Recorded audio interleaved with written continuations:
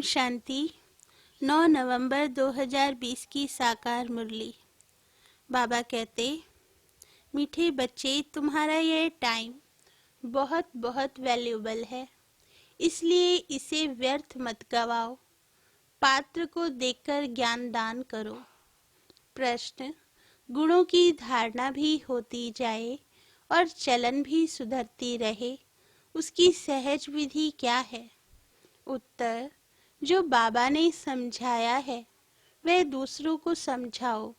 ज्ञान धन का दान करो तो गुणों की धारणा भी सहज होती जाएगी, चलन भी सुधरती रहेगी।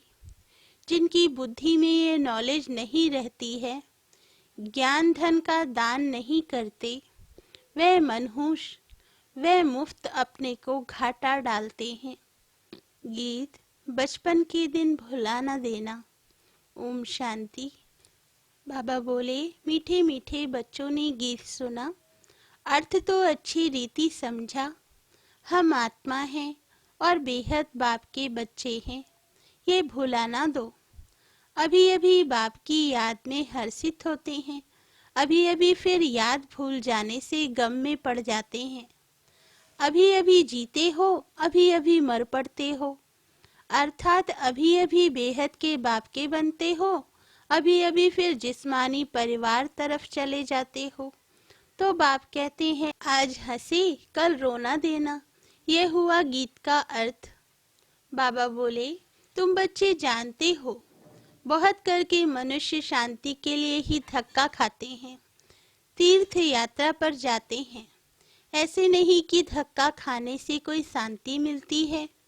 यह एक ही संगम युग है जब बाप आकर समझाते हैं, पहले पहले तो अपने को पहचानो। आत्मा है ही शांत स्वरूप, रहने का स्थान भी शांति धाम है। यहाँ आती है तो कर्म जरूर करना पड़ता है। जब अपने शांति धाम में है तो शांत है। सतयुग में भी शांति रहती है, सुख भी है, शांति भी है। शांति धाम को सुख धाम नहीं कहेंगे। जहाँ सुख है उसे सुख धाम, जहाँ दुख है उसे दुख धाम कहेंगे। ये सब बातें तुम समझ रहे हो। ये सब समझाने के लिए कोई को सन्मुख ही समझाया जाता है। प्रदर्शनी में जब अंदर घुसते हैं तो पहले पहले बाप का ही परिचय देना चाहिए। समझाया जाता है आत्माओं का बाप एक ही है, वही गीता का भगवान है, बाकी ये सब आत्माएं हैं। आत्मा शरीर छोड़ती और लेती है, शरीर के नाम ही बदलते हैं, आत्मा का नाम नहीं बदलता। तो तुम बच्चे समझा सकते हो, बेहद के बाप से ही सुख का वर्षा मिलता है। बाप सुख की सृष्टि स्थापन करते हैं, बाप दुख की सृष्टि रचे, ऐसा तो होता नहीं। भारत में लक्ष्मी नारायण का राज्य था ना, चित्र भी है। बोलो, ये सुख का वर्षा मिलता है। अगर कहे यह तो तुम्हारी कल्पना है तो एकदम छोड़ देना चाहिए। कल्पना समझने वाला कुछ भी समझेगा नहीं। तुम्हारा टाइम तो बहुत वैल्यूबल है। इस सारी दुनिया में तुम्हारे जितना वैल्यूबल टाइम कोई का है नहीं। बड़े बड़े मनुष्यों का टाइम वैल्यूबल होता है, बाप का टाइम कितना वैल्यूबल है। बाप समझा कर कैसे क्या बना देते हैं।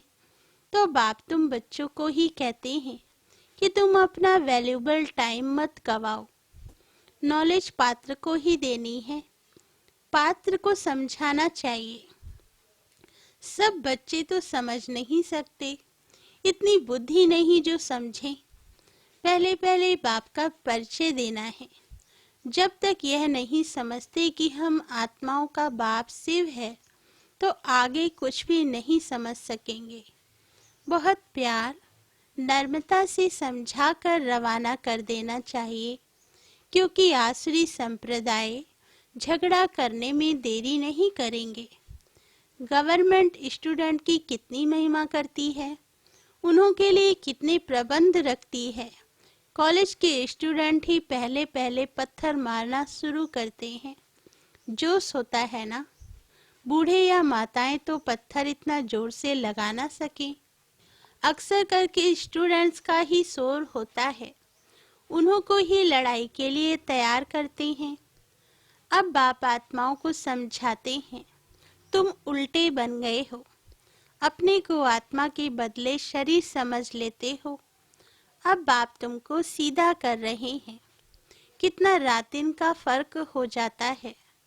सीधा होने से तुम विश्व के मालिक बन जाते हो। अभी तुम समझते हो हम आधा कल्प उल्टे थे, अब बाप आधा कल्प के लिए सुल्टा बनाते हैं। अल्लाह के बच्चे हो जाते तो विश्व की बादशाही का वर्षा मिलता है। रावण उल्टा कर देते हैं तो कला काया चट हो जाती, फिर गिरते ही रहते। रामराज और रावण राज को तुम बच्चे जानते हो। तुमको बाप की याद में रहना है। भल शरीर निर्वार्थ कर्म भी करना है, फिर भी समय तो बहुत मिलता है। बाप दादा बोले, कोई जिज्ञासु आदि नहीं है, काम नहीं है तो बाप की याद में बैठ जाना चाहिए। वह तो है अल्पकाल के लिए कमाई और तुम्हारी यह है सदा काल के लिए कमाई। इसमें अटेंशन जास्ती देना पड़ता है। माया घड़ी घड़ी और तरफ ख्यालात को ले जाती है, ये तो होगा ही। माया भुलाती रहेगी। इस पर एक नाटक भी दिखाते हैं। प्रभु ऐसे कहते, माया ऐसे कहती। बाप बच्चों को समझाते हैं, मामी कम याद करो, इसमें ही विघ्न पड़ते हैं और कोई बात में इतने विघ्न नहीं पड़ते। पवित्रता पर कितनी मार खाते हैं। भागवत आदि में इस समय का ही गायन है। पूतनाएं सूपन खाएं भी हैं। ये सब इस समय की बातें हैं, जबकि बाप आकर पवित्र बनाते हैं। उत्सव आदि भी जो मनाते हैं, जो पास्ट हो गया है उनका फिर त्योहार मनाते आते हैं, पास्ट की महिमा करते आते हैं, राम राज्य की महिमा गाते हैं, क्योंकि पास्ट हो गया है। जैसे क्राइस्ट आदि आए, धर्म स्थापन करके गए, तिथि तारीख भी लिख देते हैं, फिर उनका बर्थडे मनाते आते हैं। भक्ति मार्ग में भी ये धंधा आधा कल्प चलता है। सतयुग में ये होता नहीं, ये दुनिया ही खत्म हो जानी है। ये बातें तुम्हारे में भी बहुत थोड़े हैं जो समझते हैं। बाप ने समझाया है सब आत्माओं को अंत में वापस जाना है। सब आत्माएं शरीर छोड़ चली जाएंगी। तुम बच्चों की बुद्धि में है बाकी थोड़े दिन, अब फिर से ये सब विनाश हो जाना है। सतयुग में सिर्फ हम ही आएंगे, सभी आत्माएं तो नहीं आएंगी। जो कल्प पहले आए थे वही नंबरवार आएंगे, वही अच्छी रीति पढ़कर और पढ़ा भी रहे हैं। जो अच्छा पढ़ते हैं वही फिर नंबरवार ट्रांसफर होते हैं। तुम भी ट्रांसफर होते हो। तुम्हारी बुद्धि जानती है जो आत्माएं हैं सब नंबरवार वहाँ शांति धाम में जाकर बैठेंगी, फिर नंबरवार आती रहेंगी। बाप फिर भी कहते हैं मूल बात है बाप का परिचय देना। बाप का नाम सदैव मुख में हो। आत्मा क्या है, परमात्मा क्या है, दुनिया में कोई भी नहीं जानते। भल गाते हैं भक्ति के बीच चमकता है अजब सितारा, बस जास्ती कुछ नहीं समझते। सो भी ये ज्ञान बहुत थोड़ों की बुद्धि में है, खड़ी खड़ी भूल जाते हैं। बाबा बोले, पहले पहले समझाना है। पाप ही पतित पावन है, वर्षा भी देते हैं, साहनशाह बनाते हैं। तुम्हारे पास गीत भी है। आखिर वह दिन आया आज जिसका रास्ता भक्ति मार्ग में बहुत तकते थे। द्वापर से भक्ति शुरू होती है, फिर अंत में बाप आकर रास्ता बताते हैं। कयामत का समय भी इनको कहा जाता है। आसरी बंधन का सब हिसाब किताब चुकतो कर फिर वापस चले जाते हैं। 84 जन्मों के पाठ को तुम जानते हो, ये पाठ बजता ही रहता है। शिव जयंती मनाते हैं तो जरूर शिव आया होगा, जरूर कुछ किया होगा, वही नई दुनिया बनाते हैं। ये लक्ष्मी नारायण मालिक थे, अब नहीं है। फिर बाप राजयोग सिखलाते हैं, ये राजयोग सिखाया था, तुम्हारे सिवाय और कोई के मुख में आ नहीं सकेगा, तुम ही समझा सकते हो। शिव बाबा हमको राजयोग सिखला रहे हैं। शिवोहम का जो उच्चारण करते हैं वह भी रॉन्ग है। तुमको अब बाप ने समझाया है, तुम ही चक्र लगाए ब्राह्मण कुल से देवता कुल में आते हो। सो हम सो का अर्थ भी तुम समझा सकते हो। अभी हम ब्राह्मण हैं, ये 84 का चक्र है, ये कोई मंत्र जपने का नहीं है। बुद्धि में अर्थ रहना चाहिए, वह भी सेकंड की बात है। जैसे बीज और झाड़ सेकंड में सारा ध्यान में आ जाता है, वैसे हमसों का राज भी सेकंड में आ जाता है। हम ऐसे चक्र लगाते हैं जिसको सुदर्शन चक्र भी कहा जाता है। तुम किसको कहो हम सुदर्शन चक्रधारी हैं तो कोई मानेंगे नहीं, कहेंगे यह तो सब अपने ऊपर टाइटल रखते हैं। फिर तुम समझाएंगे कि हम 84 जन्म कैसे लेते हैं।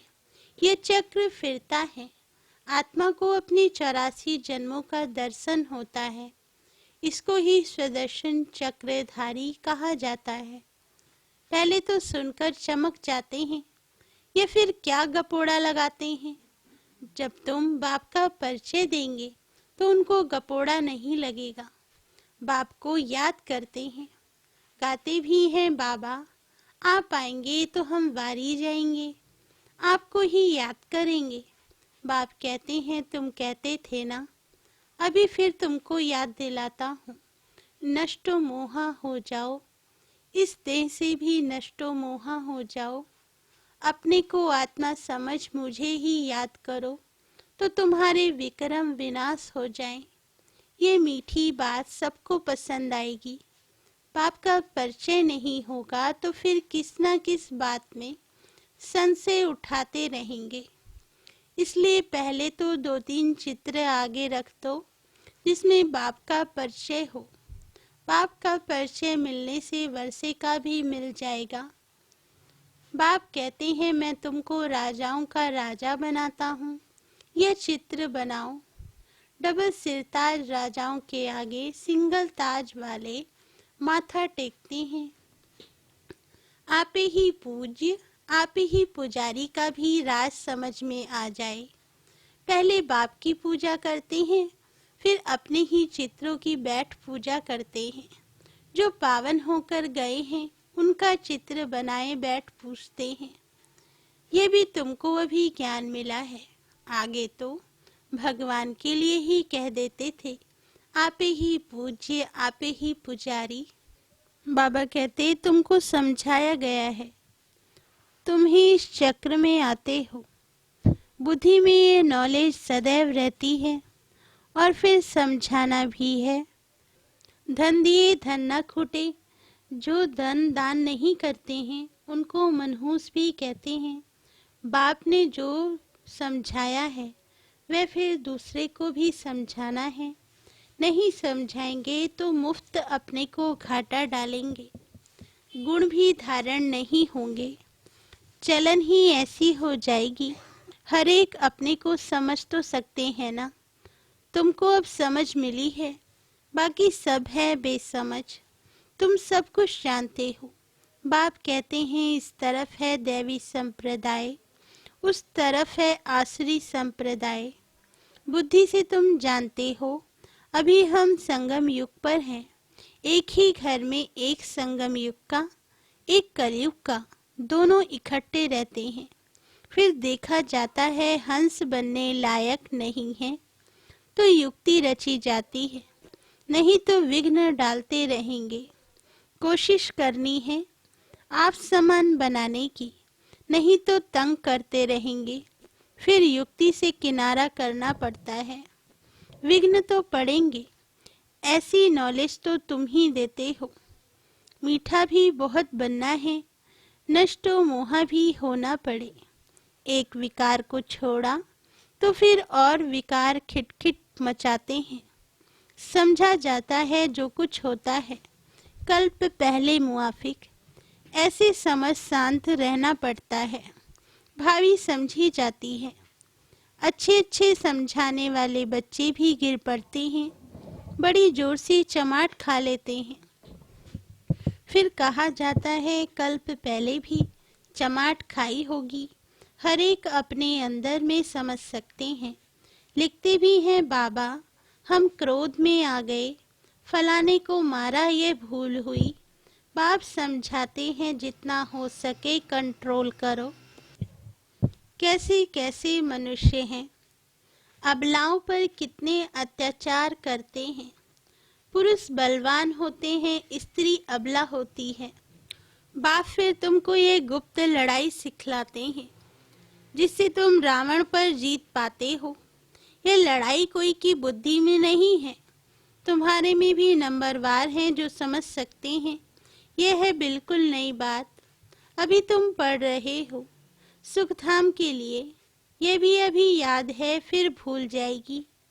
मूल बात है ही याद की यात्रा, याद से हम पावन बन जाएंगे। अच्छा, मीठे मीठे सिकिल दे बच्चों प्रति माता पिता बाप दादा का याद प्यार और गुड मॉर्निंग। रूहानी बाप की रूहानी बच्चों को नमस्ते। हम रूहानी बच्चों की रूहानी माता पिता बाप दादा को याद प्यार गुड मॉर्निंग और नमस्ते बाबा नमस्ते। धारणा के लिए मुख्य सार। फर्स्ट पॉइंट, कुछ भी होता है तो भावी समझ शांत रहना है, क्रोध नहीं करना है, जितना हो सके अपने आप को कंट्रोल करना है, युक्ति रच आप समान बनाने की कोशिश करनी है। सेकंड पॉइंट, बहुत प्यार और नम्रता से सबको बाप का परिचय देना है। सबको यही मीठी मीठी बात सुनाओ कि बाप कहते हैं अपने को आत्मा समझ मुझे याद करो, इस देह से नष्टो मोहा हो जाओ। वरदान, नर्मता रूपी कवच द्वारा व्यर्थ के रावण को जलाने वाले सच्चे स्नेही सहयोगी भाव। वरदान का सार, कोई कितना भी आपके संगठन में कमी ढूंढने की कोशिश करे, लेकिन जरा भी संस्कार स्वभाव का टक्कर दिखाई ना दे, अगर कोई गाली भी दे, इंसल्ट भी करे, आप सेंट बन जाओ। अगर कोई रॉन्ग भी करता तो आप राइट रहो। कोई टक्कर लेता है तो भी आप उसे स्नेह का पानी दो। ये क्यों, ऐसा क्यों, यह संकल्प करके आग पर तेल नहीं डालो। नर्मता का कवच पहन कर रहो। जहाँ नर्मता होगी वहाँ स्नेह और सहयोग भी अवश्य होगा। स्लोगन, मेरेपन की अनेक हद की भावनाएं एक मेरे बाबा में समा दो। अच्छा, ओम शांति।